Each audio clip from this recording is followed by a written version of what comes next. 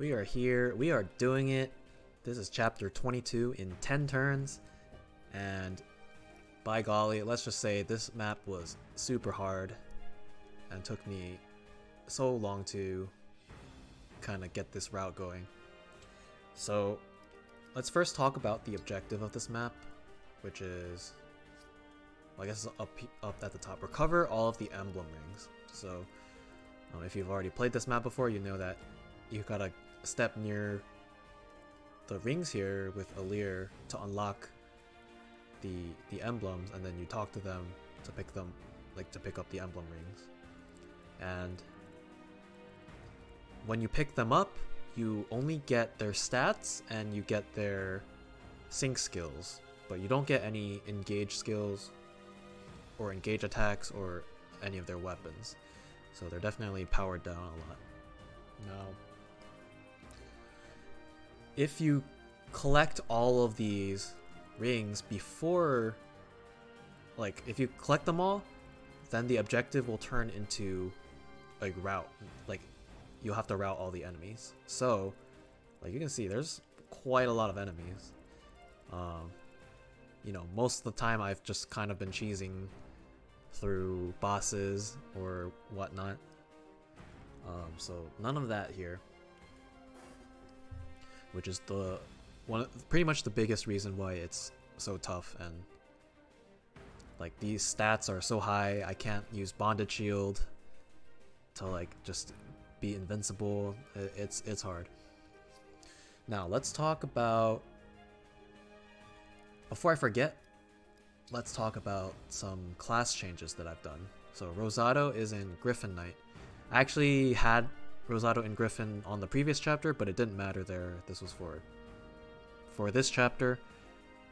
So Griffin, and specifically Lances, because I want to break these heroes on the left. That's literally the only reason Rosado's in Lances. And then Griffin Knight, because I wanted to maintain Flyer while also having access to staffs. So I don't think I actually use Obstruct on Rosado himself, but I do use Mend a lot. And then he has Canter from before, so that's always very nice. Let's see. The other class change, I believe there's one more, and it was Kagetsu, and now he's actually in Lance Axe combination Wyvern Knight instead of Axe Sword, which I was in before.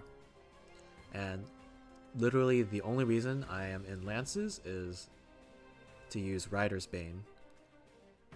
And the difference between Rider's Bane and Poleaxe, both of those are so Poleaxe is the axe version of Rider's Bane.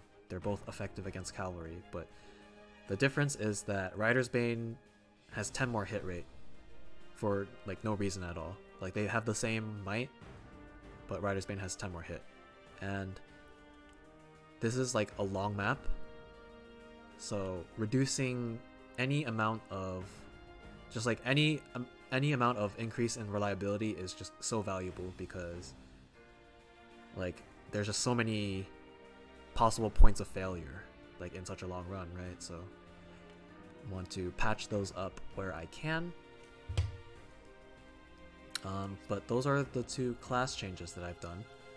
Inventory wise, so I have a bunch of staff users here. I've given every single one of them Obstruct. I think it's the best non-movement staff, and I mean, pretty much all staves except for Illum. And like Silence is situational, but like I don't know, staves are like so good in this game, especially with Griffin Knight and everyone being able to inherit Canter. But yeah, everyone has Obstruct, and you'll see me use Obstruct quite a bit. Ivy. So I took the Excalibur that I got in chapter,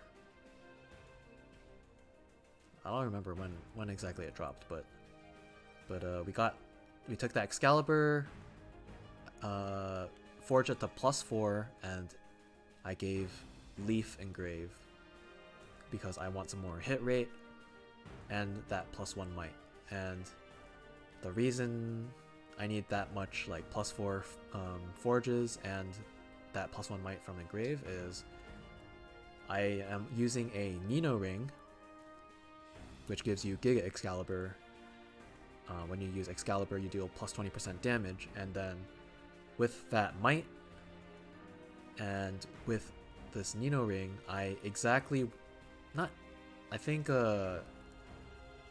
so these Wyverns I kill by 2 HP, so I do like 64 to these guys, and then these Griffin Knights, I'm pretty sure I do exact damage to.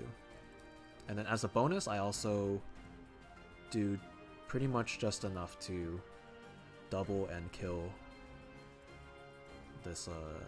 these generals. And the ability to do that is why I use, well, part of the reason why I use Leif instead of using, say, like Roy or Ike, and then skimping on the forge. Because Roy and Ike would make the weapon too heavy. I actually would not be able to double these guys because they have a surprising like 13 speed. It's actually not that bad. I only have 18 right now, so that's exactly enough.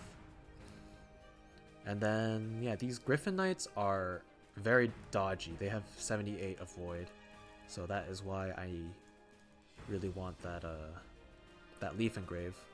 Without it, it's like 50% hit rate. It's like very sketchy.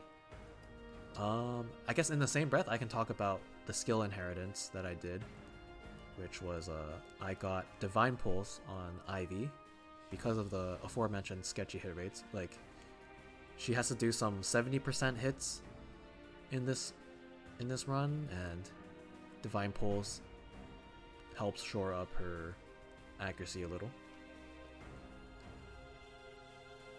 So kind of much the same reason I really wanted that Horse Slayer +10 hit. Divine Pulse will be like a similar effect. And actually on Alear, I inherited Byleth's Mentorship. That's because since Kagetsu reclassed, he actually lost like 17 EXP, I think. He was at like whatever level he was, he had 17 EXP. And I actually do need him to level up for +1 strength on his next level up. And if I don't have Mentorship on Alear here, he does not get it in time. He's literally 1 EXP short, I think.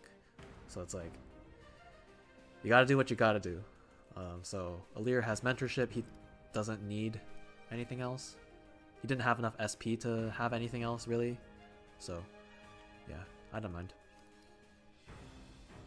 Alright. Hortensia got Staff Mastery, so grants hit +15. That will be useful with Entrap, as well as Silence. And then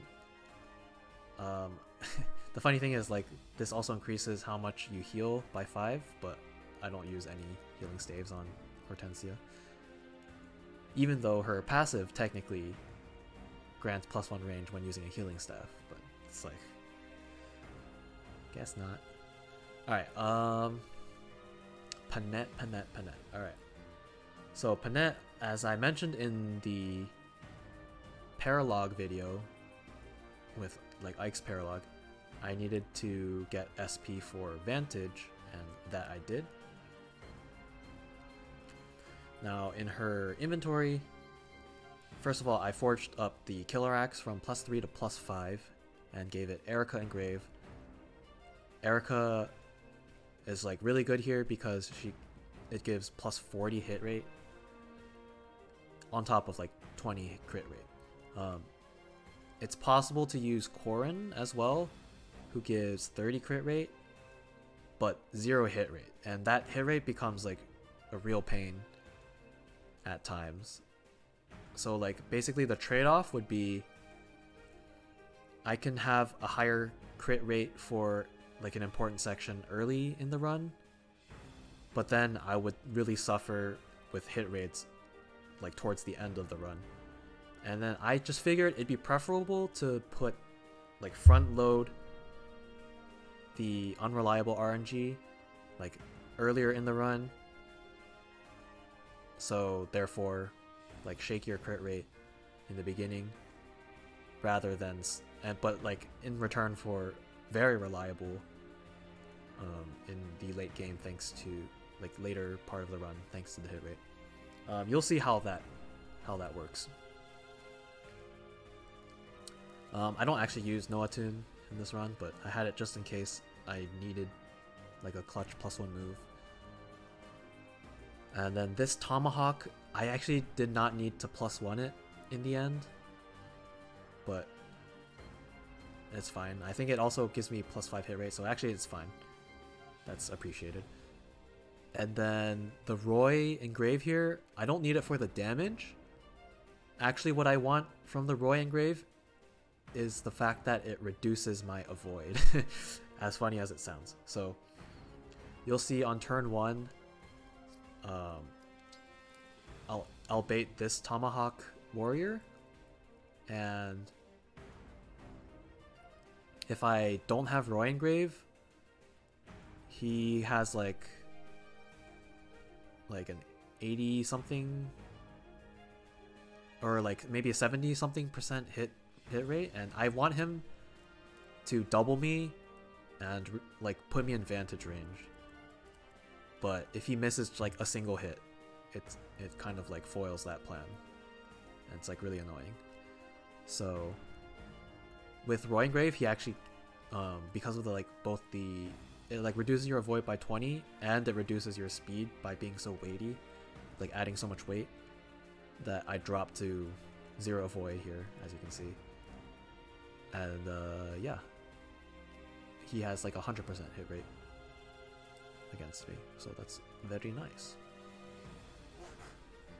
Now let's talk about, well, okay, so you see like a magic tonic in here. That's because, I mean, you get Veil on this map, but she doesn't join with any of your cooking bonuses, so Veil's gonna receive that magic tonic in the middle of the map and use it, and that's why Panette's holding it. Okay, so Kagetsu, Rider's Bane +4, got the what engrave is this again? This is Ike engrave, right? I actually just literally need all that might. No choice but to use Ike. Well, I could do +5 and then like Roy or something, but the forging materials would not work out that way. I literally only have like 170 iron left. No steel, no silver. I used up like all of my stash. So yeah, would not have worked out. And then I have a killer axe just in case. Didn't really need it in this run, but Koran engraved killer axe it's got a lot of crit. Can do work in a pinch.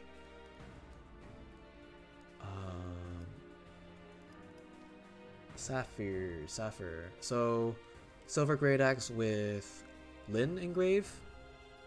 So Lin engrave increases the hit rate by a bunch, and also, I mean, it increases crit rate a little, but that doesn't matter for me. But it also reduces weight, which lets me, I'm pretty sure, hold on, let me check.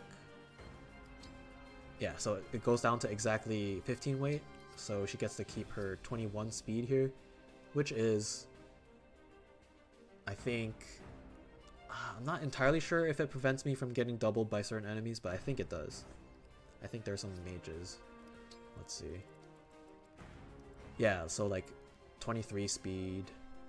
Well, no, I would have been weighed down to 19. So I guess it actually wasn't crucial, but the might reduction also doesn't hurt me, and then but the hit rate's like very good. So excellent engrave on the silver great axe there. Merrin.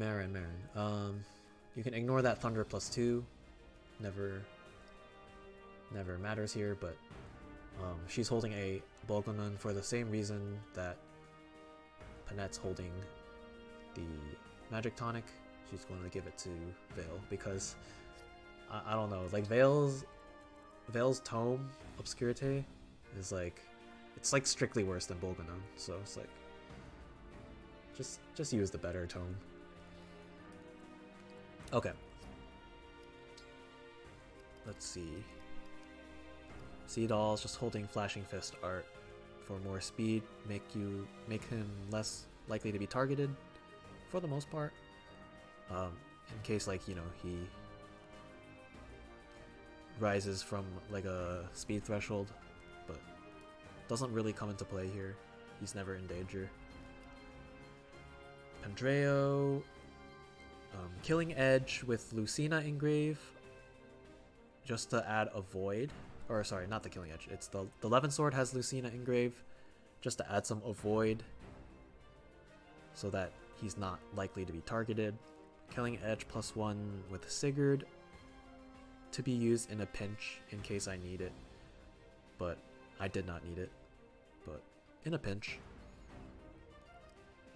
Fogado, Radiant Bow +4 with Byleth engrave. Byleth gives hit rate, and like for the same reason as like the huge Excalibur forge, Radiant Bow at that amount of forge pretty much exactly one-shots the Wyvern Knight and Griffin.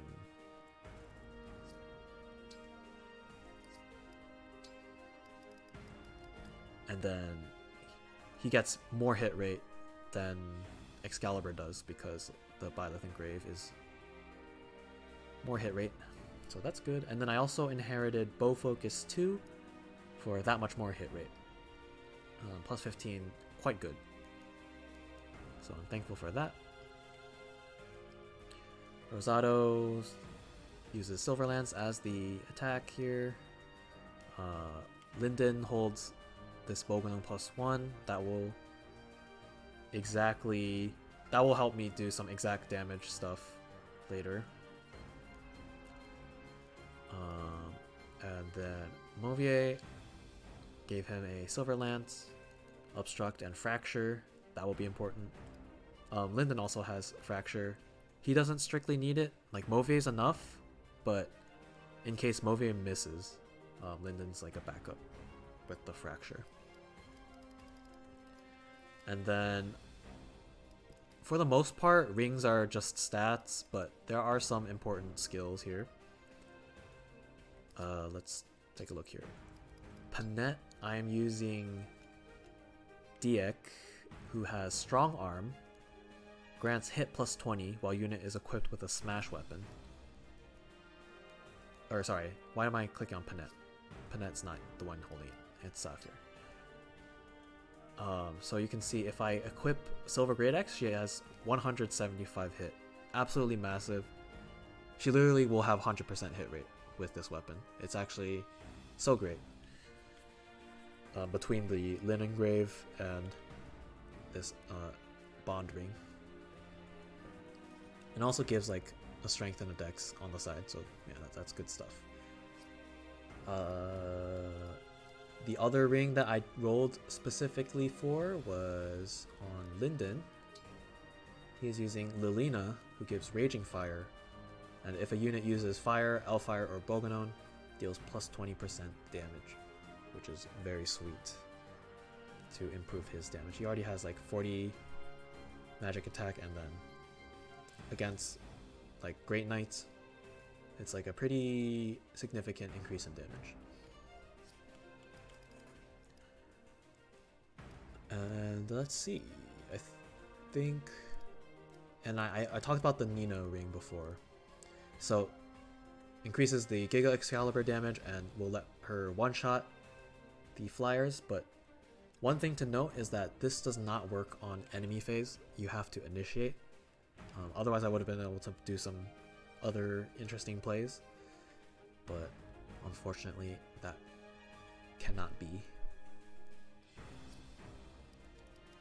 And I think the only other thing to talk about is how reinforcements work on this map. So as far as I can tell, it's just like every 3 turns, like new reinforcements spawn. There's like a pack of like Wolf Knights who are cavalry and die to Horseslayer. So that's like the first wave of reinforcements. There's like Cavs and like 2 Thieves, like 1 here and 1 here. That start on turn 5, end of turn 4, start of turn 5. End of turn 7, there's like another reinforcement wave, and then end of turn 10, there's another reinforcement wave. And that's the reason why I really pushed for 10 turns on this map, is so that I can dodge that turn 10 reinforcement wave, because there's like 3 flyers that come in here, and then 3 flyers that come in here, and they're like super scary. And like I only have so many units to deal with flyers. Like I have Fogado, I have Ivy, and then I have Seadoll, because he's another one of them, and like that's it. So yeah, I think that's all, and I'll make a cut and we'll get to the run. Alright, we're going to get into the run here, and this was so hard to get this run. Right away. So first thing, I'm going to set up my group on the left here, consisting of Movier, Rosado, Seadoll, and Sapphire, who will deal with the heroes on the left. Panette will be baiting that Tomahawk warrior below, and Ivy will kill this general. And by killing this general, I bait the whole group of like Wolf Knights and like Swordmaster and Monk. There's like a pack of enemies below, and then I will rescue her to get her out of dodge, because she will not survive the wyverns there. With pride. So here, Vale's just gonna get some goods, and I do need Vale next to Panette for her personal, which does -3 damage taken.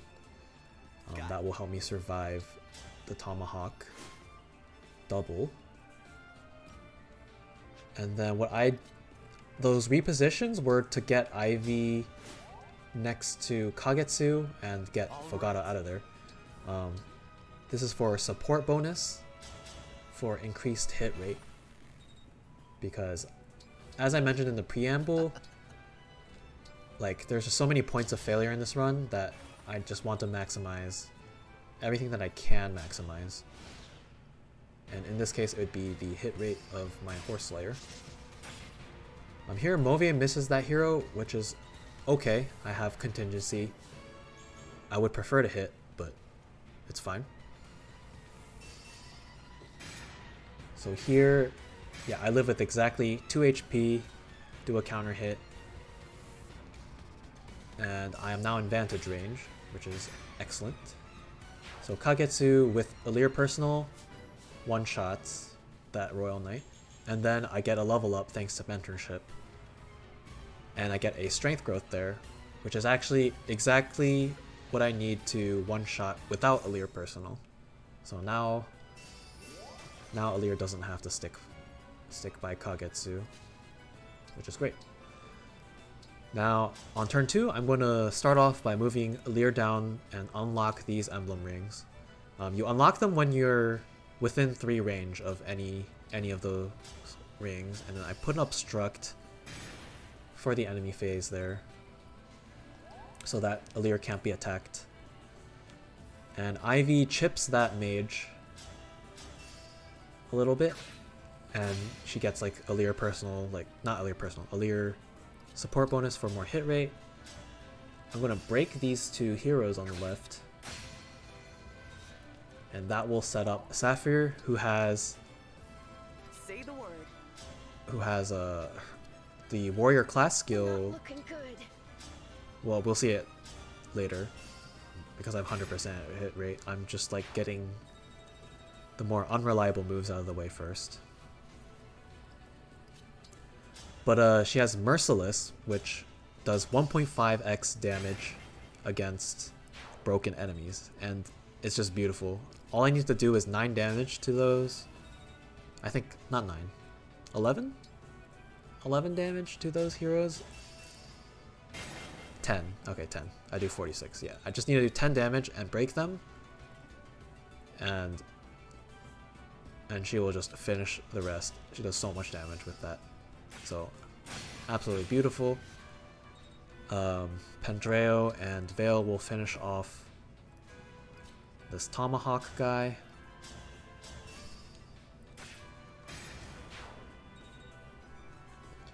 And then what I'm going to set up for here is for Panette to use Tomahawk and Vantage kill these mages.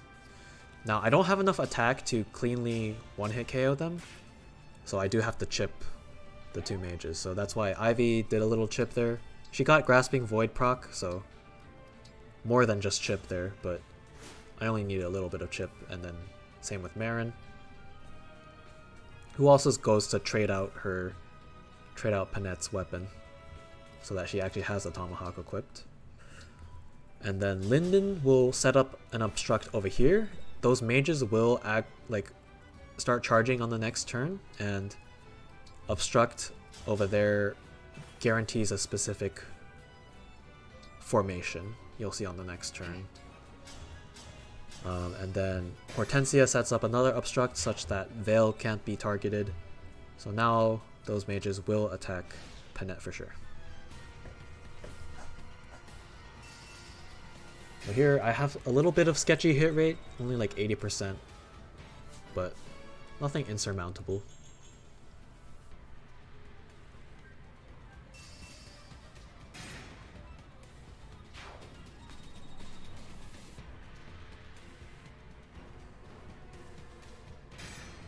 And then here, the nice part is that one of those Royal Knights has like a silver Great Lance, so I just attack first and one-shot him before. So it's a little spooky for Kagetsu there, but turns out fine. And now there's like a huge swarm of enemies in this choke point. So what I do here is I set up Panette 2 spaces away from that Lance General, and I'll freeze him. So what's going to happen is I'm going to set up a choke point with Obstruct, designed in such a way that so one of the issues is that there's those Wolf Knights down below who have ranged weapons. But what I'm going to do is engineer this choke point such that the wolves are forced to attack Panette from melee range. There will be no range tiles. And since the general doesn't move, there's never going to be a space for it to attack from range. So I'll get the Vantage Killer Axe crit is what the hope is. And then thanks to just the fact that Panette has low defense and low avoid right now, she's going to be the preferred target for the Wolf Knight, even though I'm surrounding her by a bunch of other potential targets. So yeah, Ivy finishes off those 2 Wyvern Knights on the left. And then I have now set up my choke point. I am bruised.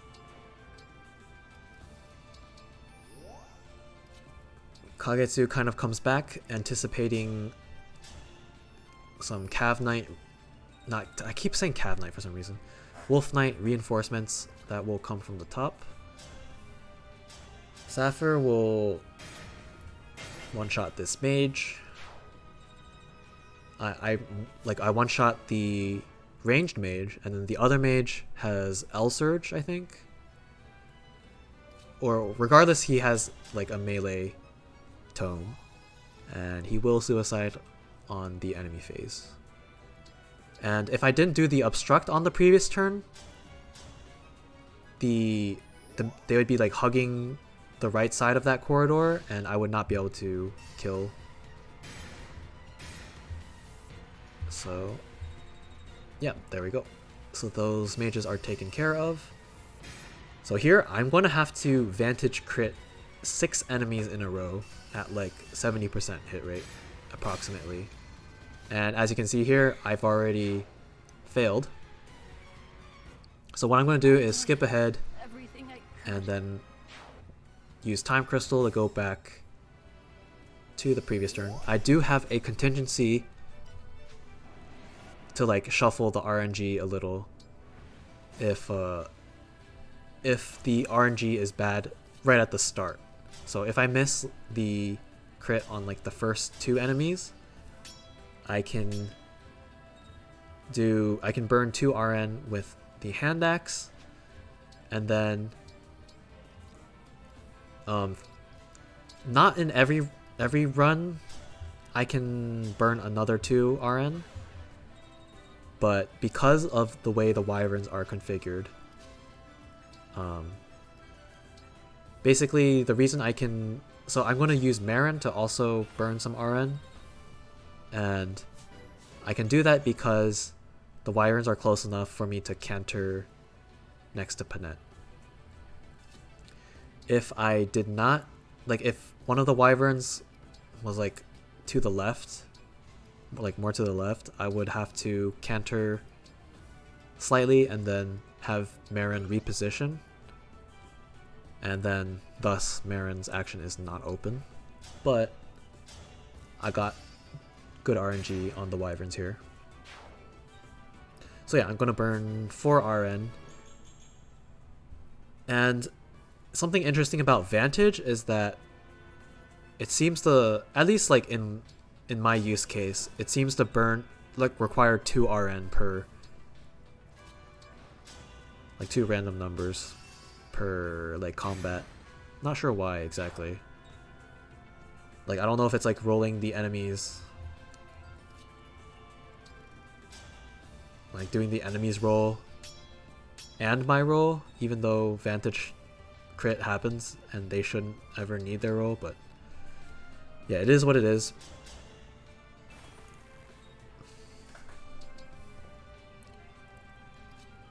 So yeah, pretty much repeating the same exact actions, but I have done some little plinks on that general.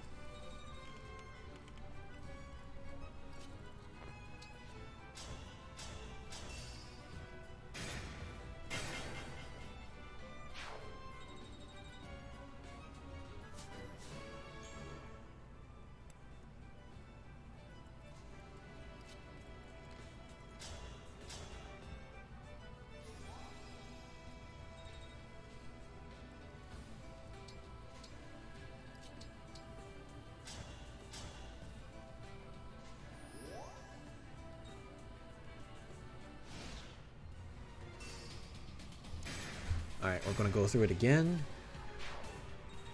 But spoilers, this time I managed to get the 6 crits. I will say that I had to reset a lot of times to get these 6 in a row. But I'll also say that after this, it's actually, the RNG is not so bad in this run because all other instances of RNG are pretty much going to be on player phase, so it's easier to control with Time Crystal. This one, it's like I have those little plinks, but if any, like if I don't have 6 crits in a row, like there's just a single non-crit in there in that sequence, it's over, and I can't really do anything about it unless it's at the very beginning, which you saw earlier. But yeah, I got those 6 crits, and now we are off to the races. So I've gotta get places here. What I'm gonna do here is have Vale and Panette finish off this Lance General,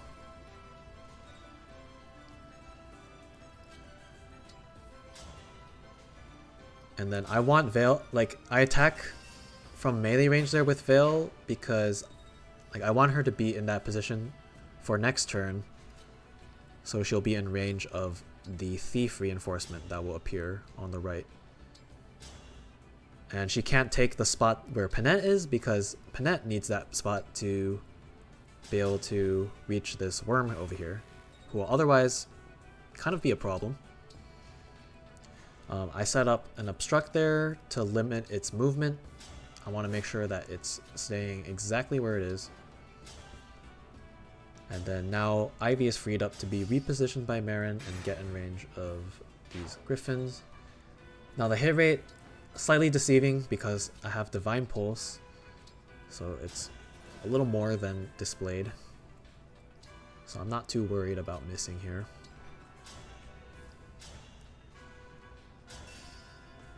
And then I do hit both of these, which is very nice. And I also took the Byleth and Lin rings with Pandreo, mainly because he had I don't know if I strictly needed to, but had nothing better to do there with him on that turn. And then Fogado with his hit plus 15 and Byleth engraving has very good hit rates compared to the Excalibur.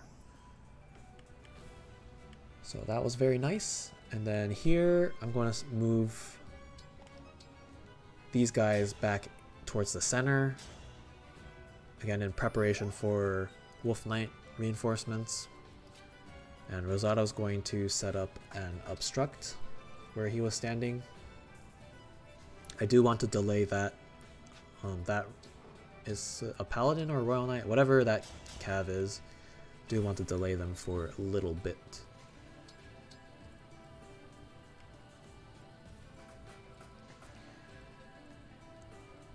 Okay, now here I do still need to set up an obstruct on the left side of that worm.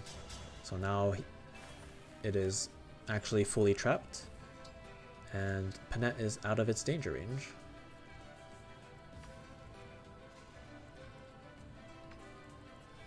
And then, yeah, Hortensia is going to follow along with Alear. Just using obstruct for some EXP and some movement. Not necessary there. Yeah, and then Alear also unlocked the Celica and Micaiah emblems, which I will be snagging on the next turn. Lyndon's kind of got a free action here, just going to do a Physic on Seedall in case I ever want to chain guard again, which I won't. I will be dancing henceforth. It was only good on turn 1. Kind of neat that Dancer can also just chain guard though, in a pinch. Yeah, nothing really happening on the enemy phase there, but these reinforcements do arrive. Now the thieves are actually quite annoying because they have a lot of avoid. They're just so fast. And I've like no way to deal with the fact that they have so much avoid. So here I just kind of pray I hit. I don't.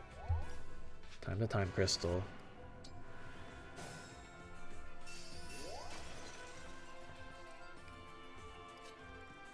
Instead I'm like seeing what actions I can use to burn it. I'm like 86%. I'm not confident that that will hit, because I do want to hit that.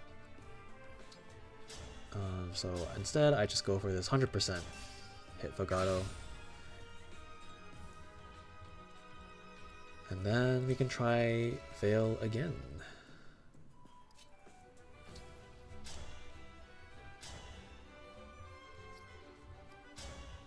So I do try again here. I miss again. I'm like, what the hell? But then I'm like, hold on. Let me scout like what the future RNs are going to look like. But then I get a Grasping Void proc. So I'm like, okay, we can just, you know, call it even. Pretend that Veil hit. And then leave that in the past. So we're not going to talk about that anymore. I'm going to do this short knife attack. I actually literally want that like 1 damage and poison. And short knife gives me enough accuracy to feel comfortable doing that move. Come and face me. Alright, Kagetsu is going to one-shot. And then get danced and kill another Wolf Knight.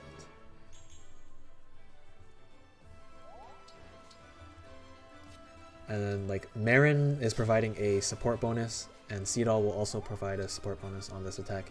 These support bonuses really do help with the consistency of the run. Because like before I was doing poleaxe and no supports, like not being cognizant of the supports, and that was like 70% hit rate, which was very sketchy. Like doing that 3 times in a turn. Let's hear it. On top of like the thieves. The thieves had like 70% hits as well. So okay, and then yeah, I broke with the fracture staff, and then that little chip with Merrin allows Sapphire to just finish him off. I'm just going to heal Merrin a little. So here Panette's going to strike down this worm. No biggie.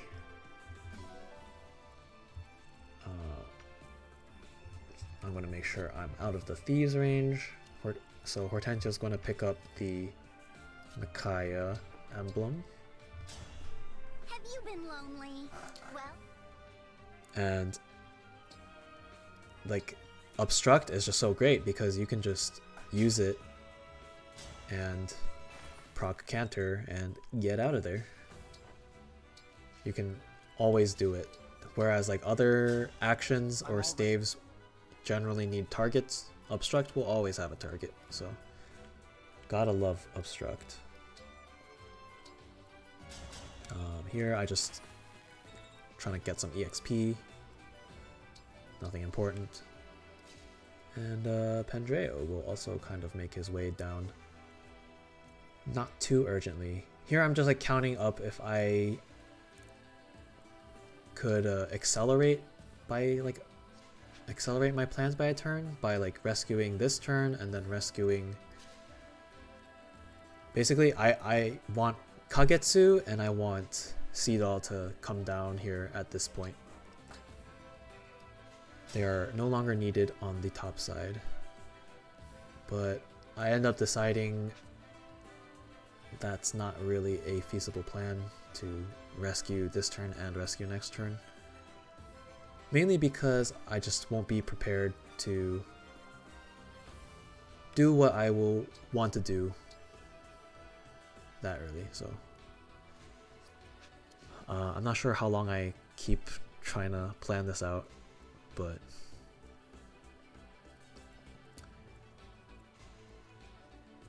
basically what I end up deciding on is I will be rescuing Seedall on the next turn, but yeah, nothing will actually come of this turn.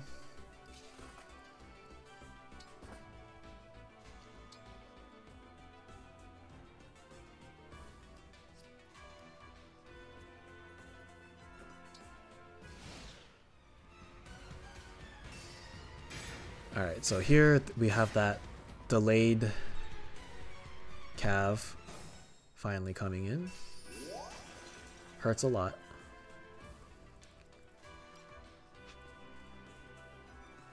Rough fight.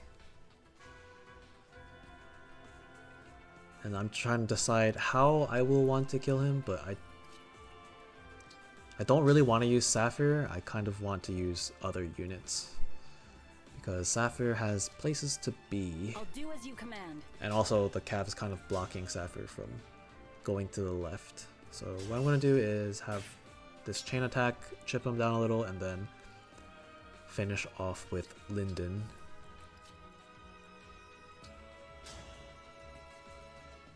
Not the best hit rate, but I do get the job done, which is excellent. Yeah, I'm gonna heal up there. Rosado will top her off with Mend.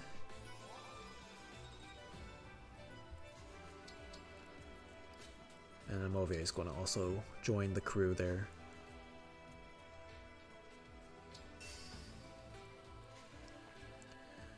But the rest of these guys are not going to join them on the left side. So Kagetsu and Seedall are going downward. So Seedall can dance, and Kagetsu can kind of just get there without being rescued as a result. Here I'm counting out exactly how far I can go to rescue Seedall.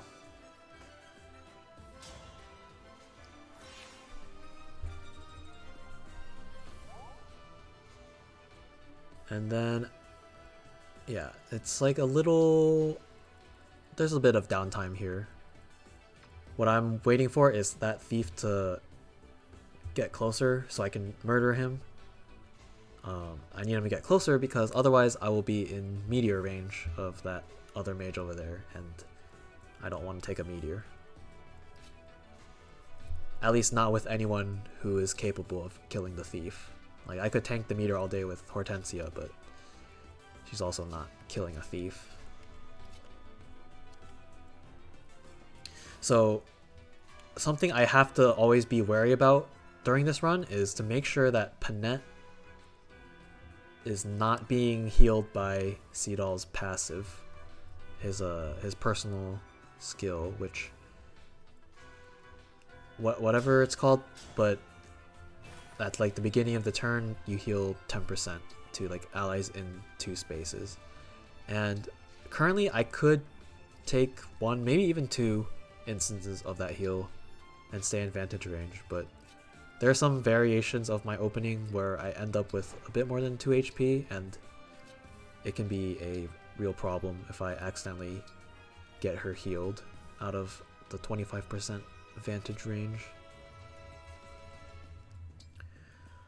Here, technically I was supposed to pick up the Lucina ring with Veil here, but I forgot to do that. I will end up doing it next turn, but not a big deal. Moving these guys a little more towards the center for certain activities, but yeah, for now I can pretty much just end turn as the thief draws closer.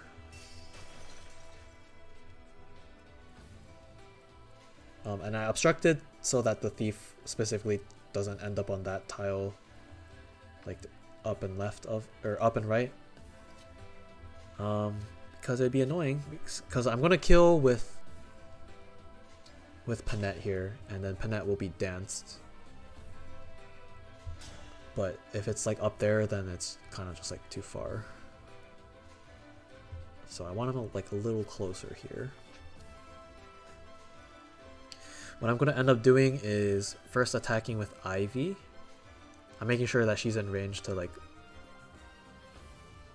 she can make that attack and Canter close enough to do what she needs to do on the next turn. But yeah, for now I figure if I can land a hit here, like it doesn't cost me anything because the thief can't counterattack. And that just like opens up Panette to kill even without a crit here. But he gets the crit anyway.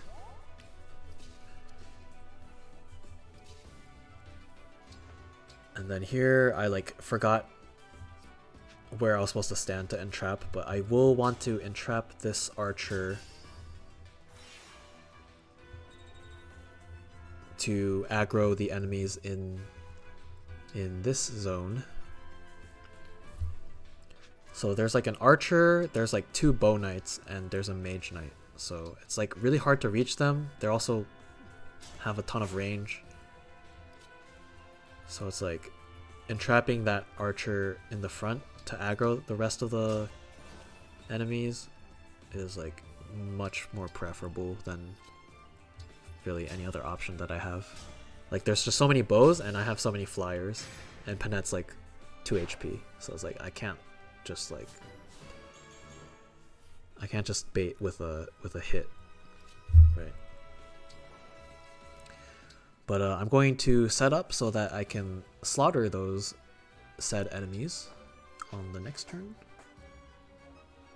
And then meanwhile, these guys up at the top will be setting up for the next wave of reinforcements.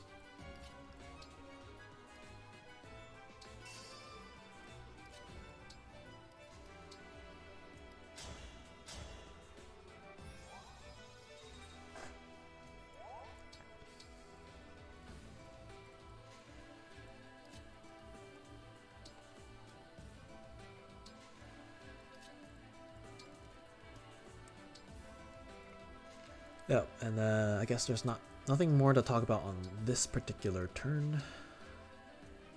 I just reposition Ivy just in case, which actually it does help here, I think, or maybe it didn't matter. I can't exactly remember, but here I pick up the Lucina ring, and I only have Alear left to position. So I do so down there, and we'll go to the next turn. Yeah, these enemies have aggroed, some more reinforcements.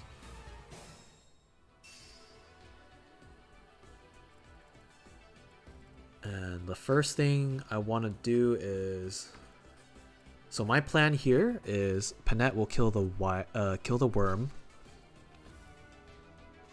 The two bow knights, like Kagetsu plus Seadoll, will kill the two bow knights, and then Alear will try to land a silence on the mage knight. So it's just like, it doesn't have any other weapon than Thoron, so it's just out of commission for a turn. Now silence only has a 53% hit rate. Not good, but I do have a bunch of like very accurate actions this turn. So I can burn some RN here.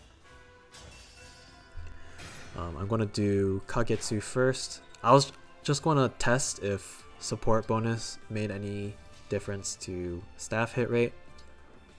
It does not, so I didn't need to do it in that order, but that's what happens. And I do get the silence first try, so that's all well and good. Here we go. And I end turn in range to unlock these rings. And yeah, Panette will go for this 80% crit. I'm not afraid. Yep, and she gets it first try. Very nice. And then here, Seadoll will dance and kill the last bow knight.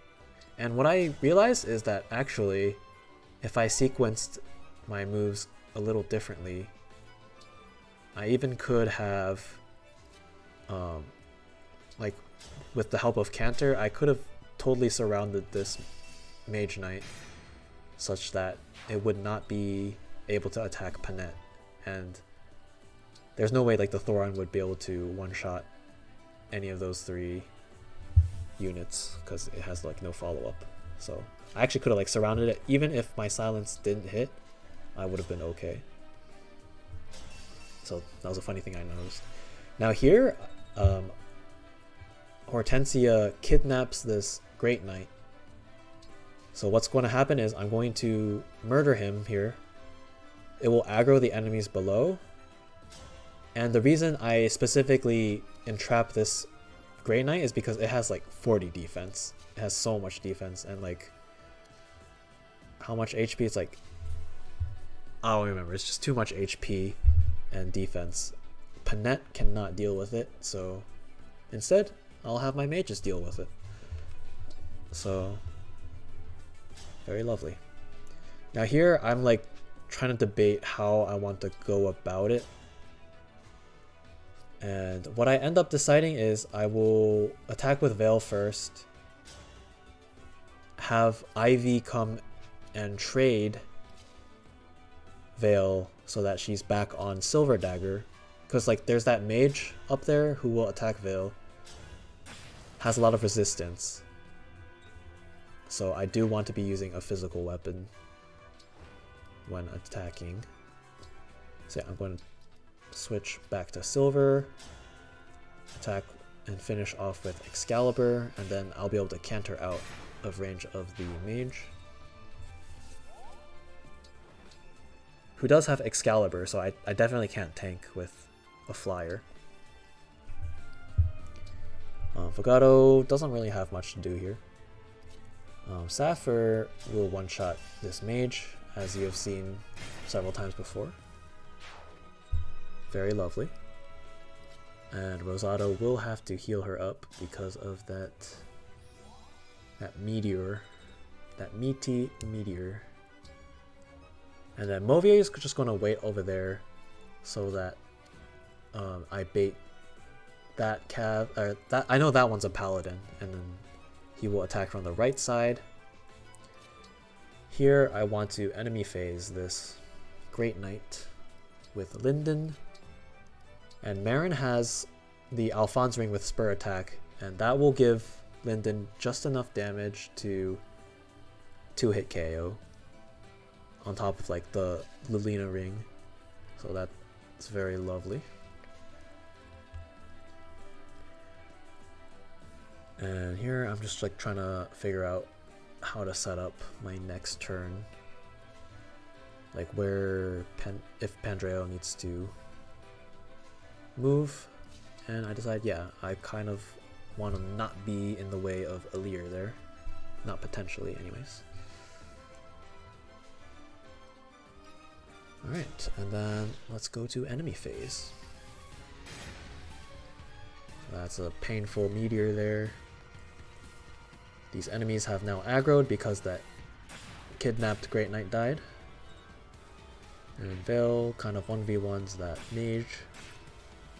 Alright, Movier, all he needs is that one hit, and that's enough setup to kill that paladin.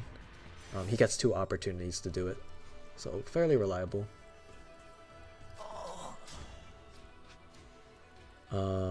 I saved that Linden move in case I need to burn RN, but here, yeah, I'm going to finish off this Mage Knight first.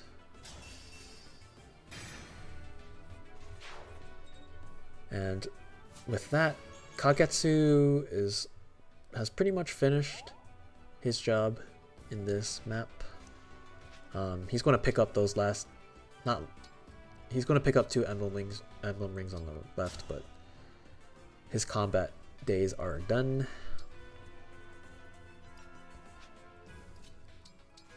Alright, so Seedall's going to dance him, and yeah, he's going to pick up rings. Because yeah, Seedall also doesn't really have any important dancing to be done.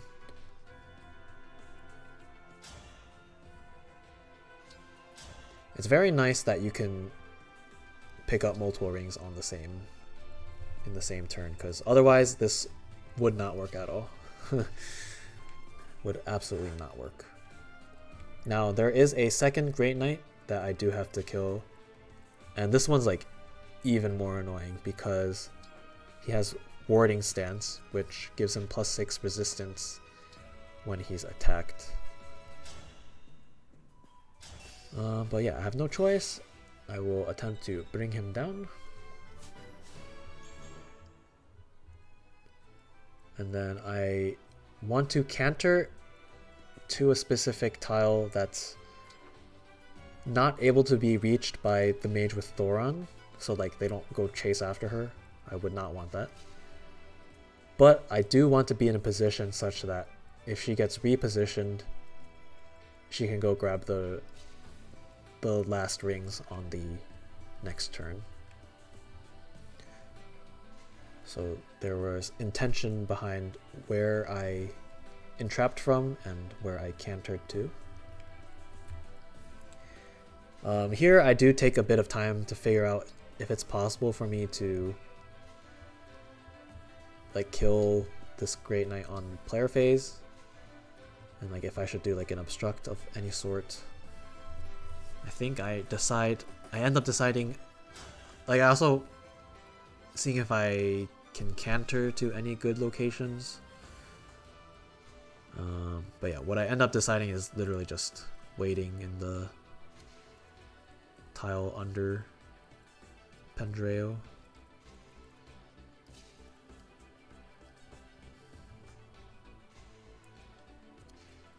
But yeah, the next turn will be very delicate, which is why I do take my time planning here.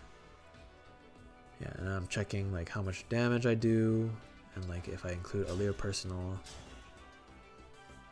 will it be enough?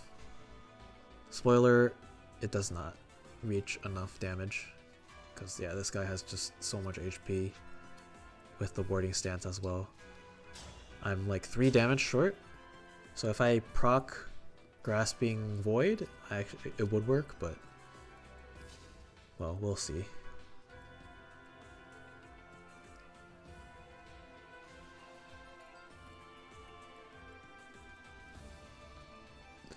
Yeah, and then I'm also like making sure I'm in range to like silence one of the high priests on the next turn, which will be important.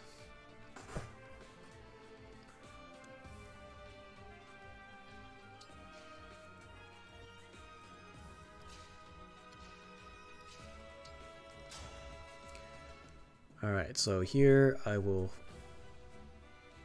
just go start chipping away at this Great Knight. That warding stance is so annoying. And then Pendreo waits there because he's so dodgy that he'll block without being a target.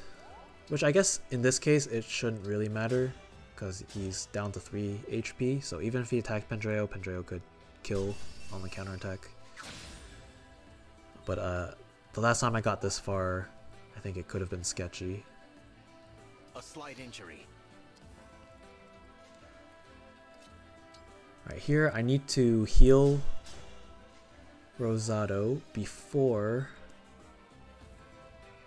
killing the Meteor Mage, because it does switch to Bolganone if I go attack it. So I need to be healthy.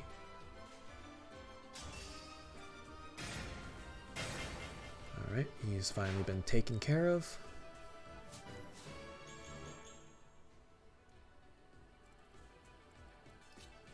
Linden will just barely kill this Great Knight.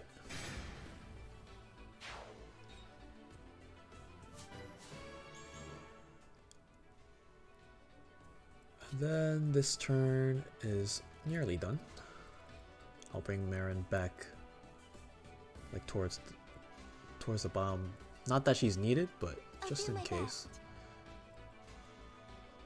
And then Veil I will back up so that Merrin can possibly get the kill, because Veil's like getting no EXP from these enemies.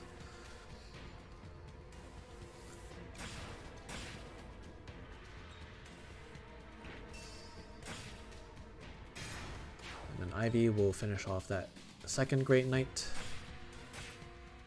Good riddance. Mauvie kind of brings that guy closer. Yes. So yeah, I'm going to do like another Fracture, Smash Weapon, Merciless combo. But first I'm going to see if I can hit this Silence, because this is like even worse hit rate, 40%. But I actually managed to get it first try, which is pretty cool. And I unlock these last emblem rings.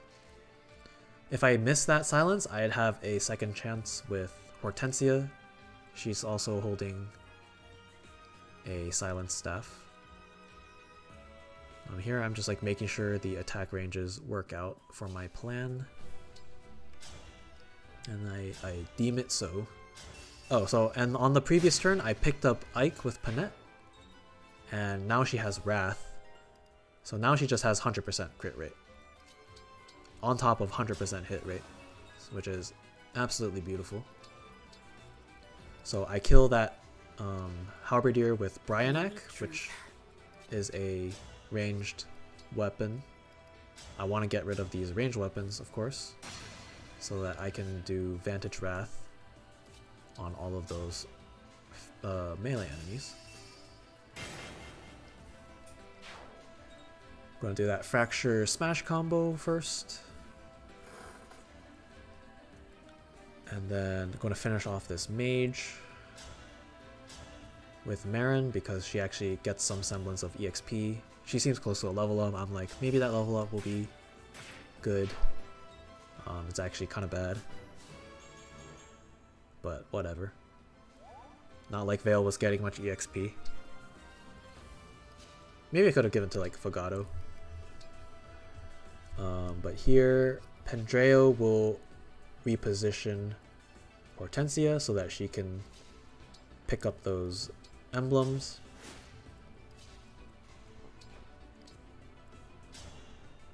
I can't leave you. And then she will use a staff to proc Canter and get out of there, because otherwise she is in range to be attacked. So here I'm just like deciding if there's any interesting places I can put Obstruct, but not really. Yeah, and as I said before, if I had missed Alear's silence, I would have gotten a second chance with slightly more hit rate. Alright, now here there's one more ranged enemy. It's that there's like another high priest with Elfire, which I do want to kill. So now the remaining 4 enemies are all locked to melee. Yes. Since I did silence that high priest. Thankfully it does have fist weapons, so it can still attack, and then has to attack melee, as you might figure. And here I'm just like figuring out if I can get Seedall out of there without spending rescue, but it does not look like the case. And then I forgot that I gave Ivy an emergency rescue just for a case like this. So that's what I do. Pull Seedall out of there. And then I'm going to get Kagetsu out of there. So now it's just those 4 enemies left. And it's up to Panette.